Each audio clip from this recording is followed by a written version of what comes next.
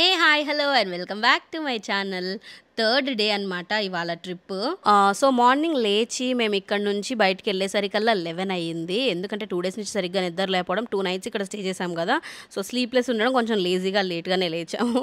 11కి బయలుదేరాము. బట్ నిన్న ఏదైతే సన్సెట్ మిస్ అయ్యాము అది ఇదని ఏదైతే చెప్పానో, సో ఇవాళ అవి కవర్ చేయాలనుకుంటున్నాం. ఇంకా ఏదైనా డిఫరెంట్గా ఉండాలి కదా మరి. అంటే లైక్ ఓన్లీ గేమ్స్ అండ్ ఆ బీచ్ స్పాట్ కోసమే వచ్చారా అంటే లేదు, ఏ ఫన్ ఉన్నా కూడా అదంతా కూడా మంచిగా ఎంజాయ్ చేయాలనుకునే వచ్చాము. సో అలా ఇంకా ఏమైనా చేయొచ్చు అంటే బీచ్ ఉన్నప్పుడు ఖచ్చితంగా అక్కడ ఫిషింగ్ ఉంటుంది.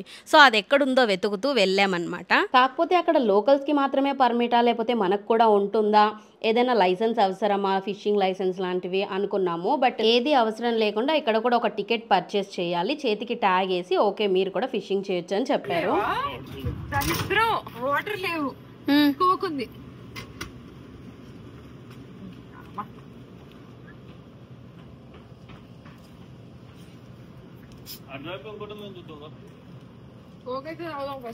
ఆత్మారామం శాంతి.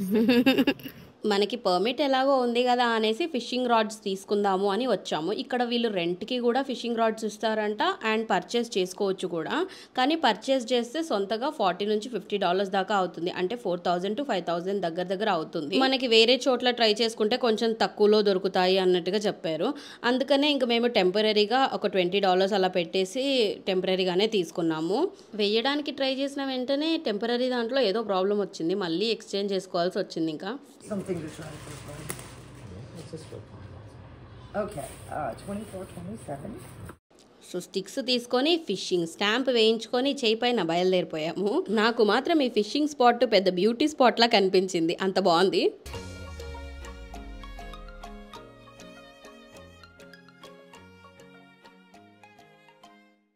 ఇంకా వాళ్ళు స్టిక్స్ తీసుకొని వచ్చే గ్యాప్లో ఈ బ్యూటీని మొత్తం కవర్ చేశాను నేను. ఎన్ని పావురాలు ఉన్నాయో ఇక్కడ. అండ్ ఆ వ్యూకి అక్కడే పావురాలు ఉండటం, అవి పైనుంచి ఎగురుతూ ఉండటము, అసలు ఎవరైనా ఫోటోగ్రఫీ వీడియోగ్రఫీ తీసుకోవాలనుకునే వాళ్ళకి మాత్రం ఆసమ్ ప్లేస్ ఇది. నేను దిగిన ఆ 2-3 ఫోటోలే అద్భుతంగా వచ్చాయి, నాకే అంత బాగా అనిపించింది. అండ్ వాటర్ క్రిస్టల్ క్లియర్గా ఉండటము, ఎన్ని షేడ్స్ కనిపిస్తున్నాయో చూడండి వాటర్లో కూడా. ఎవరైనా ఫోటోగ్రఫీ వీడియోగ్రఫీ కోసం వస్తే వైట్ శాండ్ బీచ్ అవ్వడమే ప్లస్ పాయింట్ ఇంకా వాళ్ళకి. నాకు కూడా అదే బాగా నచ్చింది. ఇంకా కొన్ని ఫొటోస్ తీసుకొని మళ్ళీ బయలుదేరిపోయామన్నమాట. ఏంటి ఫిషింగ్ ఎక్కడ చేస్తున్నారు, అసలు ఎక్కడ కనబడట్లేదు ఏంటా అని వెతుకున్నాము. తీరా చూస్తే ఈ బ్రిడ్జ్ కార్నర్ దాకా వెళ్ళిపోయారు. అక్కడ ఫిషింగ్ స్పాట్స్ బాగున్నాయి అన్నమాట, చాలా మంది ఫిషింగ్ చేస్తున్నారు. ఇంకా అందుకనే ఇక్కడ నుంచి బయలుదేరి వెళ్ళామన్నమాట కార్నర్ దాకా నడుచుకుంటూ. సో నిజం చెప్పాలంటే నాకు నిన్నటి ట్రిప్ మొన్నటి ట్రిప్ కన్నా కూడా ఇవాల్టిదే చాలా బాగా నచ్చింది. ఎందుకంటే డే ఎలా గడిచిందో తెలియలేదు. అండ్ నేను ఎక్కడికైనా వెళ్ళానంటే మెయిన్గా వీడియోస్ అండ్ నా పిచ్చి ఫొటోస్ గురించి వీడియోస్ గురించే ఉంటుంది.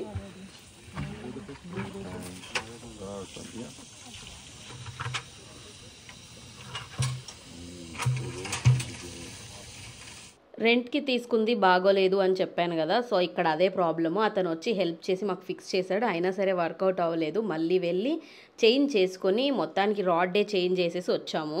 మళ్ళీ ఇంకోటి కొత్తది తీసుకొని వచ్చాము. ఇంకా వీళ్ళేమో ఫీడ్ కింద ప్రాన్స్ వాడుతున్నారు. నిజంగా అసలు ఫిషెస్ పడతాయా, వీళ్ళ పిచ్చేంటి ప్రాన్స్ వాడుతున్నారు అని అనుకున్నాను నేను. మేబీ సముద్రంలో చేపలకి వీటిని అలవాటు చేశారో ఏంటో తెలియదు, కానీ మొత్తానికి ఫిష్ అయితే పడింది. అస్సలు అది అన్ఎక్స్పెక్టెడ్. అండ్ చూడండి మీరు కూడా.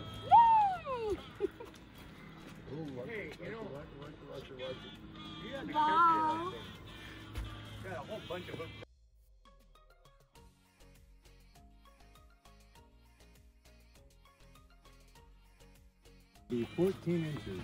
Oh. It's too small. Okay. It's too small? Yeah, it's probably about an inch or two too little. Okay. I gotta leave it inside?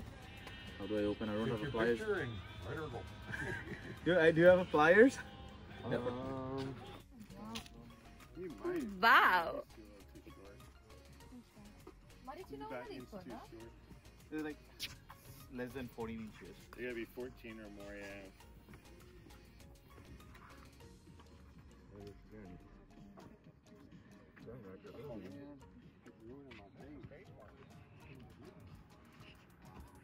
Sorry guys, I forgot this. ఇదైతే అస్సలు expect చేయలేదు. ఏదో fun అనుకున్నాం కానీ రియల్గా fish ఇలా పడుతుందని అనుకోలే. కాకపోతే వీళ్ళు ఒక రూల్ పెట్టారు ముందే, 14 ఇంచెస్ కంటే అబవ్ ఉంటేనే మనం తీసుకోవాలి, లేదంటే తిరిగి ఫిష్ పడినా కూడా వాటర్లోనే వదిలేయాలి, దాని సైజ్ చూస్తారు.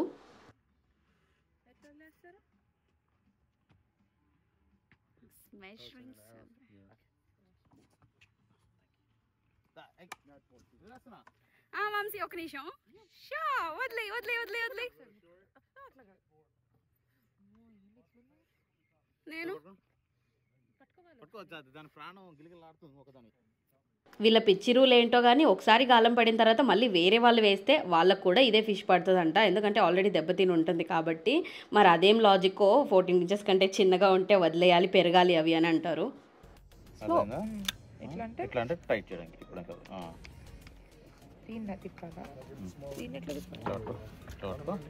మా వాళ్ళకి ఇంకా ఒక ఫిష్ పడగానే వెంటనే కాన్ఫిడెన్స్ వచ్చేసింది అనమాట. అమ్మో ఈ స్పాట్ ఏదో బాగుంది, ఫిష్లు బాగా పడుతున్నాయి, మళ్ళీ ట్రై చేద్దామని రెండోసారి వేసారు.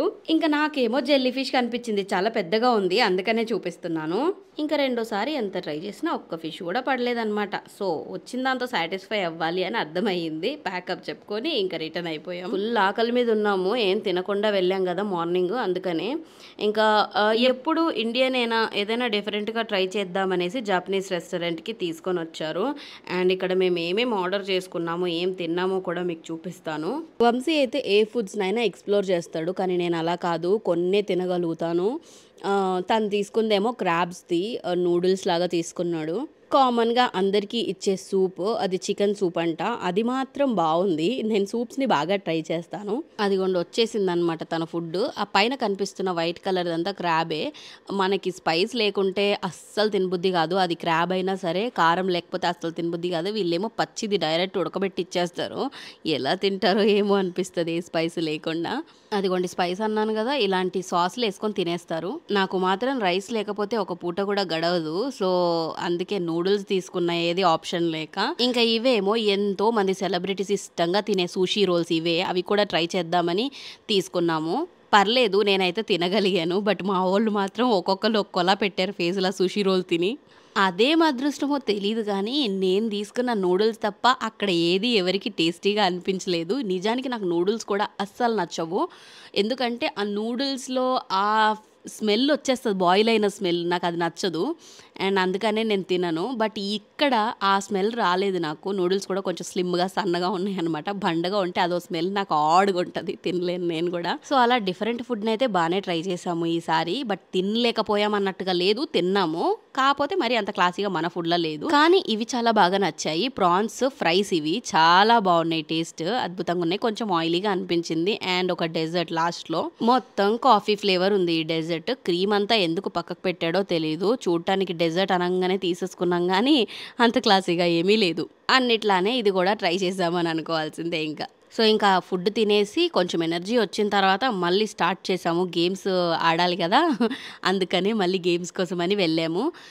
సో ఈ గేమ్ నాకు చాలా ఇంట్రెస్టింగ్గా అనిపించింది, ఎందుకంటే నైట్ చీకట్లో కనబడలేదు. ఒక్కసారి సడన్గా గోల్ వేసేసరికి ఇంకా ఎక్కడ లేని కాన్ఫిడెన్స్ వచ్చింది, అమ్మో ఈ గేమ్ నాకు కూడా వచ్చి నేను కూడా ఆడేయగలను అన్నట్టు. నేను కూడా మీకు చీకట్లో సరిగ్గా చూపించలేకపోయాను, అందుకనే ఇవాళ గేమ్ చూపిస్తున్నాను. ఇందులో కూడా ఏంటంటే లెవెల్స్ ప్రకారం ఇచ్చాడు. సో లెవెల్ 1 లెవెల్ 2 అన్నట్టు. అవుట్డోర్ కింద కాబట్టి ఇక్కడ నుంచి అక్కడికి, అక్కడి నుంచి ఇంకొక దాంట్లో కలర్ షిఫ్ట్ అవ్వాలి. మీకు కనిపిస్తుంటే బ్లూ కలర్వి ఇక్కడ చాలా ఉన్నాయి చూడండి, ఇక్కడ ఒకటి ఉంది, ఆ ముందుకి ఇంకొకటి ఉంది. సో ఇవన్నీ కోడ్స్. ఇవన్నీ అయ్యే పనులు కావుతాయి. మా ఆయనకి ఒకసారి పడిపోతుంది, చెప్పలేము. చిచ్చి వంశీ నమ్మకాన్ని ఉమ్మి చేసేస్తావి.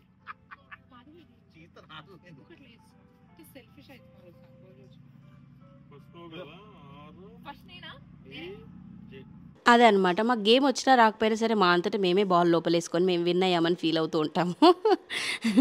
యూజువల్గా అలా కాదు, ఫస్ట్ 2 విన్నర్స్కి మాత్రమే ఇందులో ఛాన్స్ ఉంటుంది. మేము అంతే, ఎవరు ఫస్ట్ వేస్తారు ఎవరు సెకండ్ వేస్తారు వాళ్ళని కన్సిడర్ చేసుకునే వాళ్ళము. అండ్ ఓవరాల్గా ఎన్ని గేమ్స్ ఎంతమంది విన్ అయ్యారు అనేది ఇక్కడ ఎవరు విన్ అయ్యారో చెప్పొచ్చు, అలా క్యాలిక్యులేట్ చేసి. అండ్ వాళ్ళు ఒక షీట్ ఇస్తారు, దానిపైన నోట్ చేసుకుంటూ ఉండాలి ఎన్ని గేమ్స్ ఎవరు విన్ అయ్యారు అనేది. సో ఒక్కసారి మాత్రం ఒక గేమ్లో మాత్రం నాకు వంశీకి ఇద్దరికి కూడా గోల్ సడన్గా పడింది, సూపర్బ్ అనిపించింది ఆ గేమ్. స్టార్ట్ చేయి. ఏది అసలు ఎన్నిసార్లు ఇందాక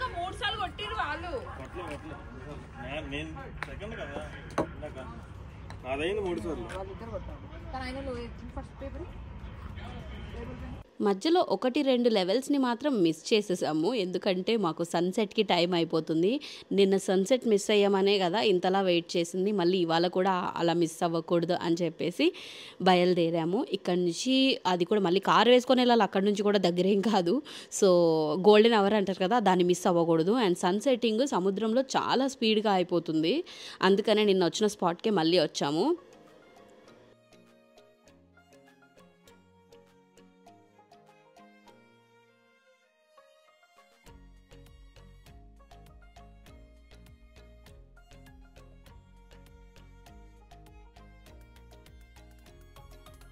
కొంచెం సన్లైట్ పోకుండా ఉండాలే కానీ అసలు ఎంత బాగుందో ఈ వుడెన్ హౌస్ లోపల కూడా.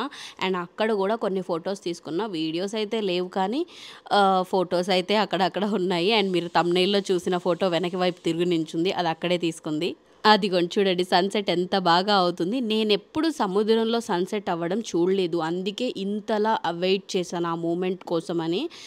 ఫైనల్గా ఇప్పుడు చూస్తున్నాను, నేను కూడా మీలాగే ఫస్ట్ టైం. అండ్ ఇది చూపించాలి అనుకున్న టైం ల్యాప్స్ వీడియో నా ఫ్రెండ్ తీసింది కానీ నేను తీయలేకపోయాను, ఎందుకంటే మనకు వ్లాగే మెయిన్ ఇంపార్టెంట్ కాబట్టి నేను వ్లాగ్లో యాడ్ చేయడానికి కూడా తీయలేకపోయాను.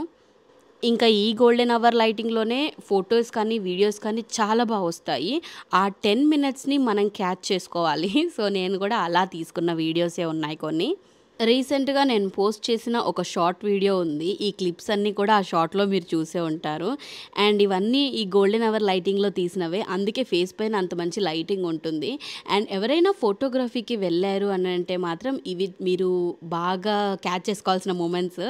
ఆ టైంలో తీసుకున్న ఫొటోస్ అల్టిమేట్ ఉంటాయి. అండ్ నాకు ఇంకా ఈ బీచ్ చాలా బాగా నచ్చింది. నేను నా లైఫ్లో ఫస్ట్ టైం చూస్తున్నాను వైట్ శాండ్ బీచ్ అనేది. స్టార్టింగ్లో చూసి చూడగానే నాకు వైట్ శాండ్ బీచ్కి తీసుకెళ్తున్నాడు తను అని తెలియక, స్నో కనిపించింది, నాకు స్నో కనిపించింది అన్న. అది స్నో కాదు మేడం, వైట్ శాండ్ బీచ్కి వచ్చాం మనము అని చెప్పాడు. సో అప్పుడు అనుకున్నాను అనమాట నేను కూడా వెనకబడ్డ ప్రపంచాన్ని అనేసి. ఇంకా ఈ బీచ్ వైబ్స్ని చాలాసేపు ఎంజాయ్ చేసాం అలా కూర్చొని. కాకపోతే చెప్పాను కదా విండీ డే అవ్వడం వల్ల చలి అనమాట. అసలు ఇలా హుడీస్ లేకుండా ఏం లేకుండా నించోవడం అంటే అది పెద్ద టాస్కే, నాకు అలాగే అయ్యింది. స్వెటర్ లేక అల్లాడిపోయాను ట్రిప్. మీరు ఈ సీజన్లో కనుక డెస్టినీ వెళ్ళాలని ప్లాన్ చేసుకుంటే మాత్రం బీ కేర్ఫుల్ మీ స్వెటర్స్తో. సమ్మర్ టైంలో అయితే చాలా బాగుంటుంది. సో మీలో ఎవరైనా ఇక్కడ ఉంటున్న వాళ్ళు, నా వీడియోస్ వాచ్ చేస్తున్న వాళ్ళు ఫ్లోరిడా డెస్టినీ వెళ్ళాలి అనుకుంటే మాత్రం నిజంగా మంచి ప్లేస్ అనే చెప్పొచ్చు, ఎందుకంటే నేను అంత బాగా ఎంజాయ్ చేశాను కాబట్టి సజెస్ట్ చేస్తున్నాను. సో మా ట్రిప్ పూర్తయింది, థ్యాంక్స్ గివింగ్ బ్రేక్ పూర్తయింది, మళ్ళీ బ్యాక్ టు వర్క్ అన్నట్టుగా బయలుదేరిపోయాం. మా వాళ్ళు వెళ్తూ కూడా ఎంజాయ్ చేశారు. గుర్తుగా ఉంటది చెయ్యి, చెయ్యి బాలు గుర్తుగా ఉంటుందని, అంతే మూమెంట్ గుర్తుగా ఉంటుందని. సో నా ట్రిప్ అలా పూర్తయింది. ఈ వీడియోని మీ అందరూ బాగా ఎంజాయ్ చేశారని అనుకుంటున్నా. మీలో ఎవరైనా కూడా ఆల్రెడీ ఫ్లోరిడా వెళ్ళి మీరు ఎక్స్పీరియన్స్ చేసిన కొత్త విశేషాలు ఏమైనా ఉంటే నాకు కమెంట్ సెక్షన్లో తెలియజేయండి. మళ్ళీ ఇంకో మంచి వ్లాగ్తో కలుస్తాను. See you all in my next vlog. Bye.